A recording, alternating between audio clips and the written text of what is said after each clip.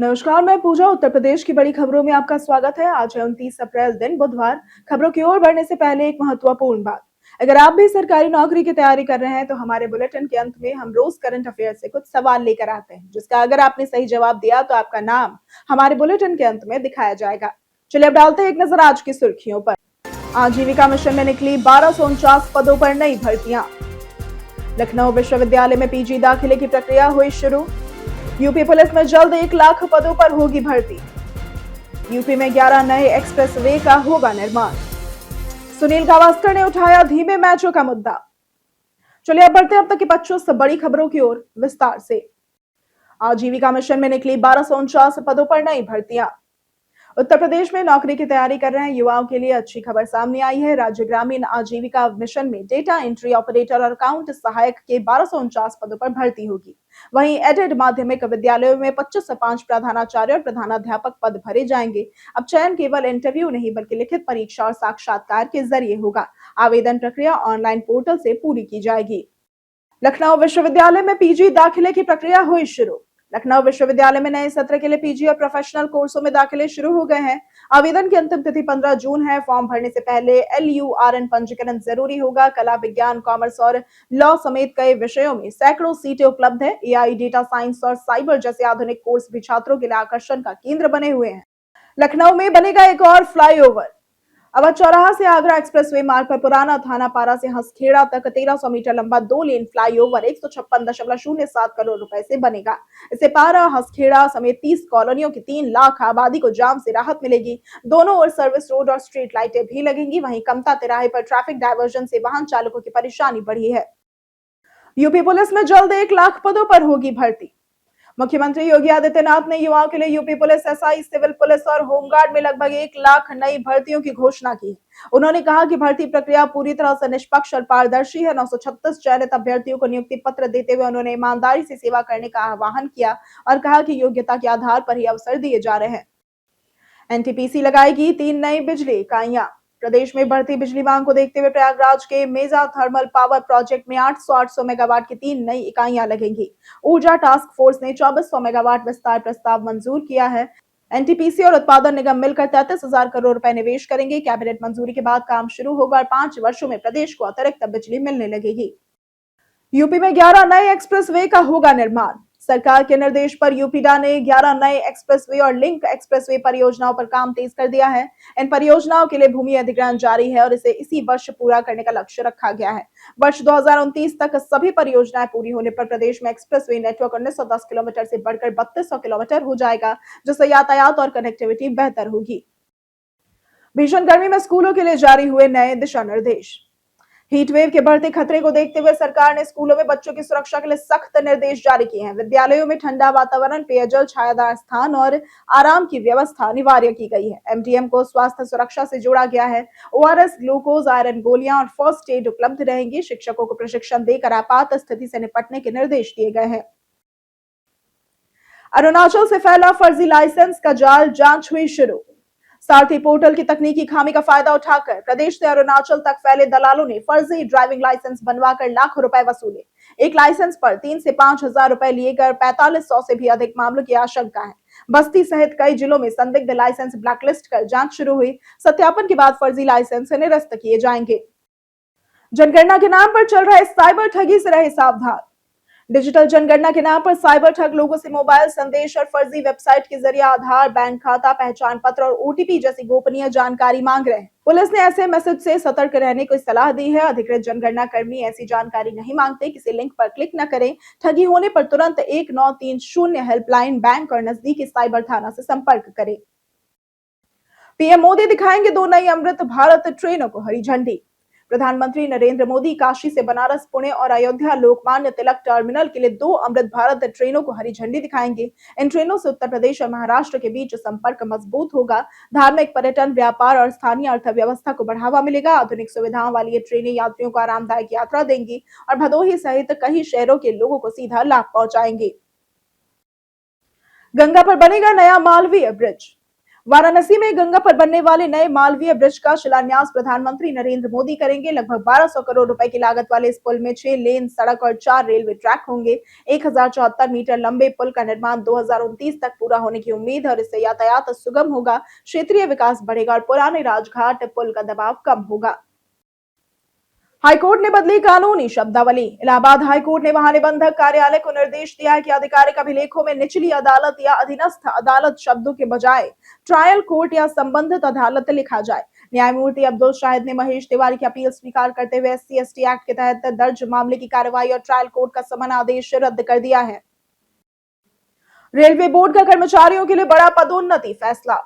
Railway board ने medically D categorised कर्मचारियों को बड़ी राहत दी है। अब स्वास्थ्य कारणों से उसी विभाग में वैकल्पिक पद पर कार्यरत कर्मचारियों की पुरानी और नई दोनों सेवाएं पदोन्नति के लिए जोड़ी जाएंगी। इससे ग्रुप बी पदोन्नति का रास्ता खुलेगा और 23 अप्रैल को सभी जोन को निर्देश भेजे गए थे। कर्मचारी संगठनों ने फैसले का स्वागत करते हुए इसे समान अवसर वाला निर्णय बताया है। जाने स्लो एसी कूलिंग फिक्स करने के कुछ आसान टिप्स। भीषण गर्मी में अगर एसी ठीक से कूलिंग नहीं कर रहा है तो पहले कुछ आसान उपाय अपनाएं। एसी का एयर फिल्टर साफ करें ताकि हवा सही खींचे। सुनिश्चित करें कि एसी कूल मोड पर 24 से 26 डिग्री पर सेट हो। आउटडोर यूनिट की धूल हटाएं। कमरे के दरवाजे व खिड़कियां बंद रखें। साथ ही ब्लोअर और वेंट्स के सामने कोई रुकावट न होने दें। हाईकोर्ट ने अवैध मदरसे के ध्वस्तीकरण पर लगाई रोक। संत कबीर नगर की खलीलाबाद के मोतीनगर में मौलाना शमसूल हुदा खान के कथित अवैध मदरसे पर प्रशासन ने ध्वस्तीकरण शुरू किया, जो 13 घंटे तक चला और भवन की मजबूत संरचना से कई बुलडोजर और पोकलैंड मशीनें तक खराब हो गई। इसी बीच हाईकोर्ट से अंतरिम राहत मिलने पर कार्रवाई रोक दी गई। प्रशासन ने कहा कि अब आगे की कार्रवाई न्यायालय के अगले आदेश के अनुसार ही होगी। पंचायत प्रमुखों ने मांगा कार्यकाल विस्तार। लखनऊ में पंचायती राज विभाग की कार्यशाला में क्षेत्र पंचायत प्रमुखों ने पंचायत चुनाव में संभावित देरी को देखते हुए अपना कार्यकाल बढ़ाने की मांग उठाई। उन्होंने प्रशासक के बजाय प्रशासक समिति बनाकर वर्तमान प्रतिनिधियों को जिम्मेदारी देने का सुझाव दिया। मंत्री ओम प्रकाश राजभर ने कहा कि पंचायत चुनाव पर फैसला 30 अप्रैल को हाईकोर्ट के आदेश के बाद लिया जाएगा। जाने आज कैसा रहेगा उत्तर प्रदेश के मौसम का मिजाज। 29 अप्रैल को यूपी में मौसम का असर तेज होगा। लखनऊ, कानपुर, वाराणसी और प्रयागराज सहित अधिकांश जिलों में बादल, बारिश और मेघ गर्जन की संभावना है। प्रयागराज, सोनभद्र, गाजीपुर, सीतापुर, उन्नाव और अयोध्या समेत कई जिले प्रभावित रहेंगे। पूर्वा हवाओं और पश्चिमी विक्षोभ से तापमान 2 से 4 डिग्री तक घट सकता है। बुंदेलखंड में भी लू से राहत मिलने की उम्मीद है। कफ सिरप तस्करी मामले में एसटीएफ को मिली बड़ी सफलता। कोर्ट नियुक्त कफ सिरप तस्करी मामले में एसटीएफ को बड़ी सफलता मिली है। इंटरपोल की मदद से मास्टरमाइंड शुभम जायसवाल के करीबी गौरव जायसवाल की दुबई में मौजूदगी पता चली है। उसकी गिरफ्तारी के लिए दूतावास से संपर्क होगा। मामले में अब तक 23 आरोपित गिरफ्तार है। शुभम की 28.50 करोड़ की संपत्ति कुर्क हो चुकी है। जांच और गिरफ्तारी अभियान जारी है। भीषण गर्मी से बढ़ा हार्ट अटैक का खतरा। भीषण गर्मी से जनजीवन प्रभावित है और अस्पतालों में मरीज तेजी से बढ़ रहे हैं। डॉक्टरों के अनुसार तेज धूप और पानी की कमी से खून गाढ़ा होकर धक्के बना सकता है, जिससे हार्ट अटैक का खतरा बढ़ता है। इसके अलावा डिहाइड्रेशन और ब्लड प्रेशर भी गिर सकता है। विशेषज्ञों ने अधिक पानी, तरल पदार्थ, हल्का भोजन और दोपहर में धूप से बचने की सलाह दी है। बंगाल वीडियो पर घिरे अजय पाल। पश्चिम बंगाल चुनाव में पुलिस ऑब्जर्वर बने यूपी के आईपीएस अजय पाल शर्मा का कथित विवादित वीडियो सामने आने पर सियासत गर्मा गई। महुआ मोइत्रा ने वीडियो साझा किया, जबकि अखिलेश यादव ने योगी सरकार पर हमला बोला। उन्होंने कहा कि महिला सम्मान और जीरो टॉलरेंस के दावे खोखले हैं। अखिलेश ने मांग की कि दागी अधिकारियों पर भी सख्त कार्रवाई हो। किन्नरों के अधिकार पर हाईकोर्ट का बड़ा फैसला।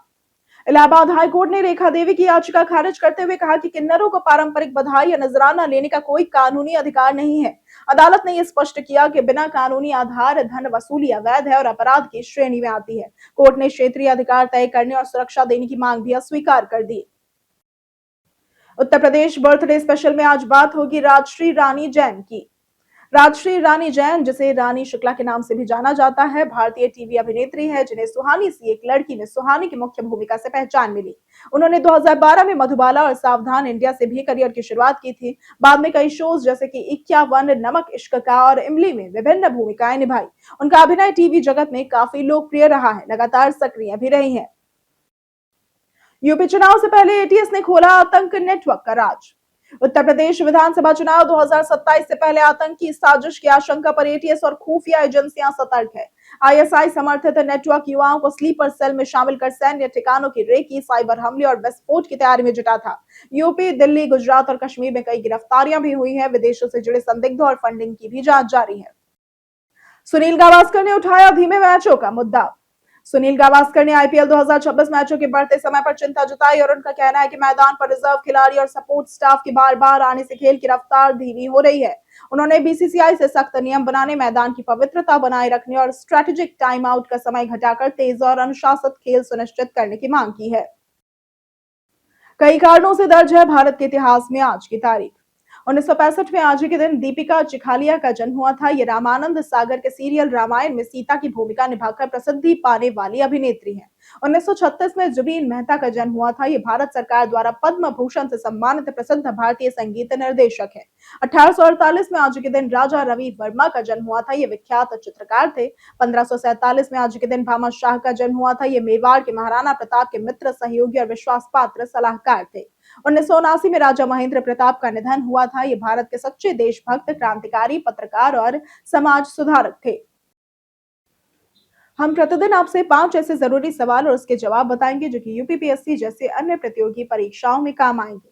सवाल इतिहास, यूपी स्पेशल, विज्ञान, करंट अफेयर्स और भूगोल से रहेंगे। पूछे गए 5 सवालों में आपने कितना सही उत्तर दिया ये हमें कमेंट करके जरूर बताएं। हमारा पहला सवाल है, इनमें से किसे महाराष्ट्र राज्य सड़क परिवहन निगम का ब्रांड एम्बेसडर नियुक्त किया गया है? ए सैफ अली खान और करीना कपूर, बी रितेश और जिनेलिया देशमुख, सी विराट कोहली और अनुष्का शर्मा, या फिर डी आलिया भट्ट और रणबीर कपूर? इसका सही जवाब है बी रितेश और जिनेलिया देशमुख। हमारा दूसरा सवाल है, पद्मश्री से सम्मानित रघुराय का 83 वर्ष की आयु में निधन हो गया, वो कौन थे? ए फोटोग्राफर, बी शास्त्रीय नर्तक, सी वैज्ञानिक, या फिर डी पत्रकार? इसका सही जवाब है ए फोटोग्राफर। हमारा तीसरा सवाल है, इनमें से किस देश के साथ भारत ने हाल ही में मुक्त व्यापार समझौता यानी कि एफटीए पर हस्ताक्षर किए हैं? A Germany, B New Zealand, C Italy, या फिर डी अर्जेंटीना? इसका सही जवाब है बी न्यूजीलैंड। हमारा चौथा सवाल है, इनमें से किस शहर में विश्व पैरा एथलेटिक्स चैंपियनशिप 2027 के 13वें संस्करण का आयोजन किया जाएगा? ए ताशकंद, बी पटना, सी लंदन, या फिर डी पेरिस? इसका सही जवाब है ए ताशकंद।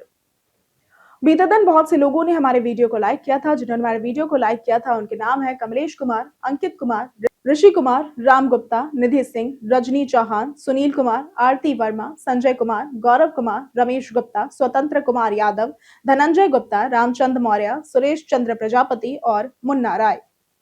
इसी के साथ बढ़ते हैं आज के सवाल की ओर। आज का सवाल है, आपके क्षेत्र का सबसे ज्यादा प्रसिद्ध व्यंजन कौन सा है? आप अपना जवाब हमें हमारे कमेंट सेक्शन में लिखकर जरूर बताएं। आज के लिए सिर्फ इतना ही। उत्तर प्रदेश के तमाम खबरों के साथ बनी रहने के लिए देखते रहें डेली यूपी। और साथ ही अगर आप यूट्यूब चैनल पर देख रहे हैं तो चैनल को सब्सक्राइब करें और अगर आप फेसबुक पेज पर देख रहे हैं तो लाइक और फॉलो जरूर करें।